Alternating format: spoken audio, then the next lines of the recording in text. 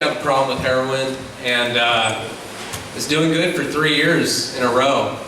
About a month ago, I dropped some acid, which, I didn't think was a narcotic, and my soul was affected afterwards. I just didn't feel sober anymore. Within 2 weeks, I'm shooting heroin again. Went on a 2-week run. This girl I was getting married to in November takes off on me, takes the dog, takes the condo. I break parole. Everything's going bad. Checked myself into detox and just got out a couple nights ago, going to rehab tomorrow. So that's where I'm at. This shit's real. I thought it'd be appropriate to say it because we're, celebrating the 20th anniversary of one of the most seminal and influential addiction memoirs of all time. And I'm really happy to be here. So the way this event's going to work is Joe Clifford and I are going to read speeches that we wrote about Jerry. Then we're going to read a little bit out of our own work. And the speech I wrote about Jerry sounds like a fucking obituary. And it sounded cooler when I wrote it 2 weeks ago, but mind you, I was kicking heroin on a couch in San Clemente, so I don't know, it doesn't sound as cool as it did then. I'm gonna get to it, I'm gonna read this, and I appreciate you guys being here. Years ago, I was working for a major television network. I was a media broker selling clips for reality shows. I was also in the throes of a nasty heroin and crack addiction. So here I am, living a double life, taking blasts of crack and shooting dope before network meetings. And my friend told me that my life was reminiscent of a writer named Jerry Stahl. He showed me the Ben Stiller adaptation and it became one of my favorite films. Fast forward a few years and I'm jobless, selling pounds of heroin, and I get busted and hauled off to federal prison for a 4-year stretch. I had my dad send in books regularly and I remember Jerry Stahl from the movie. I read the memoir and was blown away. Permanent Midnight is an indictment on everything that had destroyed my life up to that point. It was written differently than anything I had read about dope. It gave a comedic bend to a genre that is overly morose, and that gave the book a sense of veracity that is completely unmatched. My personal opinion is that humor is the last functioning coping mechanism for an addict, after all of their other emotional responses have been stripped away. Jaundiced from hepatitis C, bologna sandwiches in county jail, sexually transmitted diseases. They're all reduced to a joke when you're slamming smack. Jerry understands this expertly, produced a book that is so genuine that you can't help but seeing light in all the gloom. He laments that he had sold out, that he was a typical television writer, and that he'd never be as cool as Lenny Bruce, William S. Burroughs, or his late mentor and friend, Hubert Selby Jr. That's the real irony. Jerry bled his soul out on paper, crawled out of rock bottom with his words, and threw in enough satire that the reader is touched by the honesty. Jerry is a junkie messiah. He has influenced me just as much, if not more, than the aforementioned writers. When I talk about him with my friends, we don't even call him Jerry Stahl. His name is Jerry fucking Stahl. He has influenced generations of writers and artists that have come after him and have been touched by his work. My debut novel, Wasting Talent, wouldn't have been so darkly satirical without his words haunting me when I wrote it. Heroin is a destructive force. It is a full-blown assault on your soul. I've had friends tell me that there aren't redeeming qualities in Permanent Midnight. I'd have to disagree. After reading a memoir, living vicariously in someone else's shoes, you begin to care about that person, you want to know how things turned out. Jerry foreshadowed the junkie distaste for showering and ends his book with himself kicking dope with the backdrop of the LA riots and him weekly washing himself off with the garden hose. That really struck me. It was the little seed of hope that this time he might actually make it out of it. It was a brilliant way to end, and I've followed his career closely ever since. From painkillers to Happy Mutant baby pills to OG Dad, Jerry continues to exemplify brilliance and inspire writers like Joe and I. Permanent Midnight made me want to be a writer, and I'm honored to be part of celebrating its anniversary with Jerry fucking Stahl. Thank you.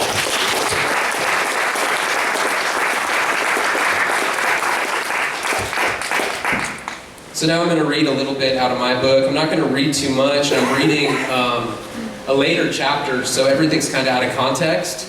So I'm going to kind of skip around and just give the highlights of what I think kind of best reflects my work.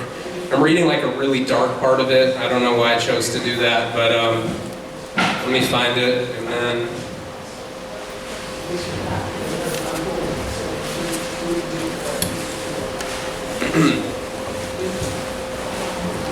It was Sass and his people that had found us in SB.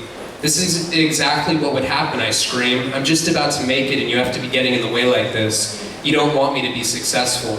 How is it my fault that Sass is after us, Blair asks. Because he's in love with you, because you're too fucking flirtatious with people.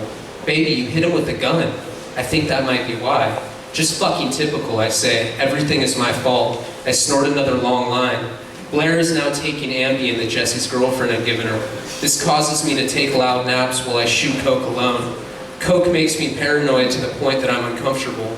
I found it to be a source of relief and solace to listen to her breathing patterns as she sleeps. The snores offer an occasional slip-up of sleep talk. I'm trying to distinguish a name, as I'm certain this will help me figure out the guy who she's fucking behind my back's real name. I clearly hear her say Andre and put my hands on her throat, squeezing it until she makes the Bart Simpson choking noises. Stop playing the victim, I whisper. I know about Andre. What? Don't play stupid with me, Blair. Is his dick bigger than mine? You're crazy, she says. Blair scrunches the pillow over her ears and goes back to sleep. I take her white Bebe belt from her jeans on the chair. Then I tie off and shoot more coke and get really horny. I prop myself up on the pillow next to my sleeping girlfriend. I'm pantless and jacking off next to her while she snores, hoping more than anything that she'll catch me. I desperately search late-night television for an image, evangelical preaching, cartoons, censored movies, etc. I'm actually looking for the Girls Gone Wild infomercial, but I end up settling for CNN instead. The TV is showing pictures of a really hot brunette. She has the club skirt and rocky body that I can get down to. I scoot closer to Blair's face and moan in a deliberate effort to get caught, but the television keeps cutting to goddamn Nancy Grace. She's old and haggard and throws the whole thing off. Baby killer, she says, Casey Anthony.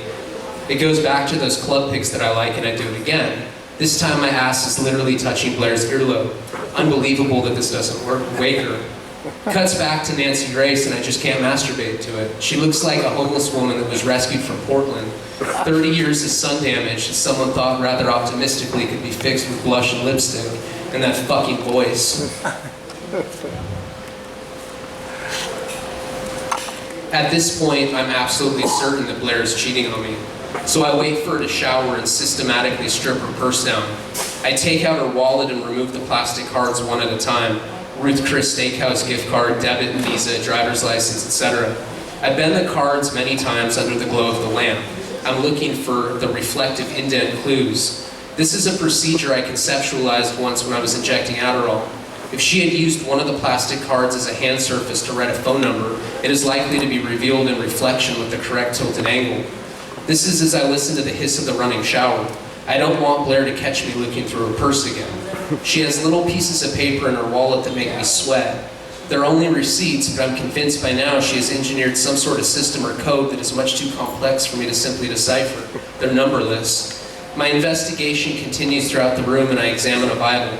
I sit down and comb through every single page. This is followed by the LA yellow pages. There's a fucking 4 written on page 245. Needless to say, this elicits pain, fear, shock, concern, and anger simultaneously. I check under the dog's collar and would choke answers out of her if she could talk. There are problems in the trash can after I find a couple pieces of loose paper. I actually found 49 written sneakily in ballpoint fucking pen. Then I gather up the retrieved numbers 4 and 49. But they are on 2 separate pieces of paper. So I take the hotel notepad and make a list. I use the area codes 310 and 323. 449 is the prefix and start calling every number from 000 to 9999. I'm asking people, trying to sound as mellow as possible if they know a Blair. Then I'm logging them chronologically, alphabetically, by threat level, making notes about consistency and quantifying response time, gauging their commitment to honesty by making them swear on their mother's life that they aren't sleeping or hanging out with Blair. Some guy picks up after a couple rings. Who is this, I ask. You called me. I tell him I'm a friend of Blair's. I think you have the wrong number, he says. I snort a line and apologize for the long pause. So you don't know Blair then? Think you got the wrong number, pal. I want to hear you swear in your mother's fucking life that you don't know Blair. Then I say hello to a flat dial tone, which obviously signals suspicion. On the next call, Bobby says that he knows Blair. Swear on my mother's life, he laughs. She's a terrifically great fuck, too. I threaten him, which actually amplifies his laughter. There are other voices in the background which make my imagination run wild. I can see Bobby and smell his cheap Paul Mitchell hair gel. He is tall and handsome and has really cool tribal tattoos. Blair comes out of the shower wrapped in a towel. She asks unenthusiastically if I want to fuck. I ignore her as she snorts coke off the glass table. I tell her that I'm going to take a shower. Then I turn the shower on so that Blair will think I'm actually showering, even though I'm not actually showering, so that I can see what she does when she thinks she's alone. I brought a cellophane serving of coke that I snort in the bathroom. I crack the door open and can only see the bed, but I know she's watching TV. I'm assuming that she's masturbating to guys that are better looking than me. I crawl military style out of the bathroom and can hear the voices of men on TV. Although I'm incredibly hurt by this recent development, I play a mellow hand. The bed is still blockading my view of Blair, so I crawl to the chair and grab her purse. I do a 360 turn and crawl back to the bathroom with the purse clutched to my chest. Obviously, before anything else, I check her wallet again for phone numbers. I then take all the makeup cases out that have vanity mirrors inside of them. I crawl back into the room and strategically place them in 4 different locations. This is to make the reflections bounce off each other, so that I can actually watch Blair from the other bathroom while she thinks I'm showering. I see finger movement from the bed immediately. I charge towards her and swing my head towards the TV. It's a good-looking tan guy. You were masturbating, I cry. Despite being caught, she denies it. You're literally insane, Damien. You were fingering yourself to good-looking tan guys, I whisper. I saw you. Oh my God, you're crazy. Listen to you. You've lost your fucking mind. I saw you with my own 2 eyes, I say. You need sleep. Stop it. Stop lying to me. Swear on your mother's life that you weren't just masturbating. Oh my God, I wish I had a tape recorder, she says, so you could hear yourself right now. I slap her so hard that it makes coke snot fall from my nose. Do it, I scream. Swear on your mom's life to me. My eyes are red and all I want is love and sex. Blair is sobbing. Why would you hit me, baby? This is psychosis. I'm a nice guy. I'm a liberal, and I care a lot about the well-being of other people. But even nice guys get hurt when people do things to them that are patently wrong. And sometimes we get confused too. Swear on your mom's life that you weren't just finger banging yourself, I say. Baby, I swear to you on my mom, okay? My eyes are focused on her fingers to make sure that she wasn't crossing them. And that's how I know that you're lying. Your mother's dead, Blair. That was a trick question. I knew it, I knew it, I knew it. I saw you. She makes exaggerated crying sounds. Good, you should cry. You know how good I am too. I would never masturbate without you ever, and I would never cheat on you. You're truly a selfish bitch, Blair.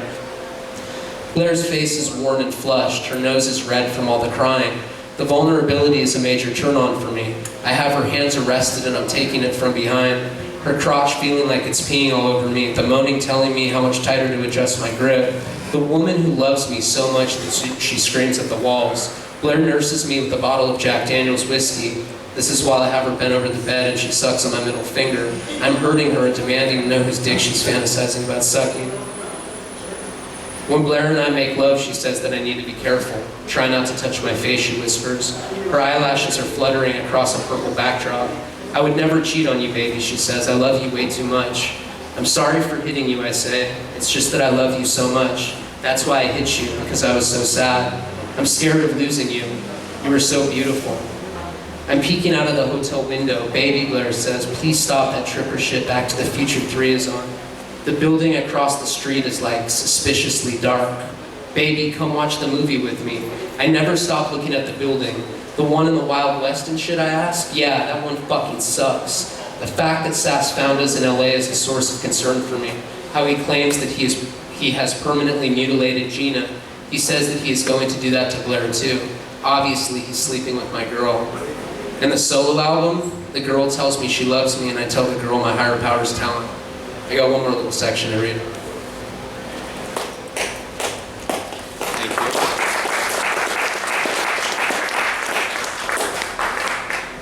It isn't summer anymore. Some years later at a residential treatment center in Pasadena, whispers will sneak around about a pretty nurse, and there will be questions about her funny walk, and always that patient who actually has the nerve to ask her about it. Gina will have to explain how her unborn baby was knife-fucked by skinheads because she had stolen an ounce of heroin from them, 25 grams in California. And there will always be that patient who laughs at this, not because they are a bad person, but because it's the only functioning device they have left to deflect sensitivity. Dope sick, sitting on a beach in Southern California, finishing whiskey and thinking about Blair. Last night I stole a pen from a motel lobby. What we had was meant to last forever, and you continue to haunt me. It's always the small stuff, like how it would make you smile, or the times that we were perfectly gentle to each other. I look back and realize that I didn't know how to handle love because of the problems that I had with myself. I was insecure, and you didn't deserve the way that I behaved. I wish I had gotten off of drugs or applied myself the way everyone had always wanted me to. I'm sorry that I hit you, and I'm sorry that I couldn't stop doing heroin, and I'm sorry I never brought us the success that you deserved. I look back to all the years I've wasted, and I'm surprised because I had started out such a good person. I try to pinpoint the moment when I started to die instead of live, when I became the bad guy and started hating the world around me. But I can't, and maybe that's what means everything. When we become drifting ghosts and only catch glimpses of the memories when we were at our best. Those nights when I would stay up late and stare out the window, wondering if they were going to get us before the morning, and never really caring as long as we were together. Thank you. Yeah.